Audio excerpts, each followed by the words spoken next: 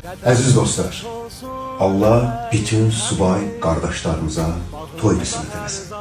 Qardaşımız Bəy, hoş gördük. Necəsən əziz qardaş? Sağ olasın. Allah sənə var eləsin. Sağ ol. Sənə xoşbaxt olasın. Hardan gəlmişsən mənə bu qardaş? Uzaqlar. Hardan? İnsanlar. Höysandan. Bütün höysan sağ ol. Allah sənə can sağlığı ayırsın. Neçə yaşda əziz qardaş? 26. 26 yaş. Maşallah. Xoşbaxtçılığı arz edirəm sənə. Can sağlığı arz edirəm. Gedək də 20 yaşa. Gedək mən qardaşım. Ömürdə bir dəfədir də. Əziz dostlar, izləmədə qalan xahiş edirəm. 100 sal işçiliği Hüsama gedib qardaşımızın bəylik saçını işləyirəm. Allah sağ ol. Qəşəng bir değişim olacaq qardaş. İnşallah. Başlayalım inşallah. İnşallah başlayar. Allah, Məhəmməd, ya Əli.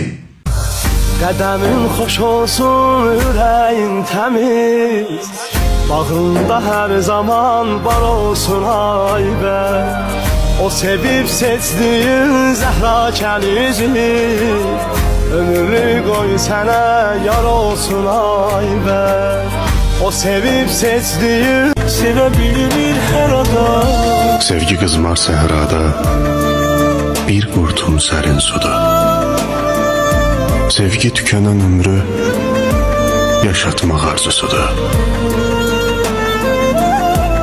Sevgi səmimiyyətdir, qayğı, əməkdir məncə.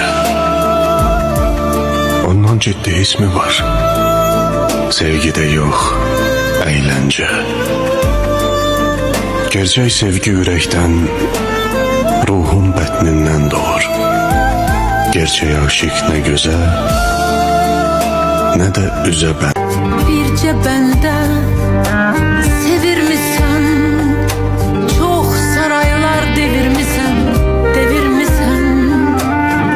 Məni şəklə çevirmisən, gəl şəklini çəkim dünya, çəkim dünya. Pəncərəsən, baxan mənəm, rəng-rəngə yaxan mənəm.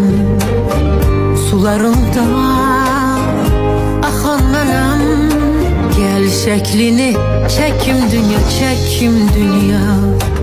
Gəl şəklini çəkim dünya, çəkim dünya.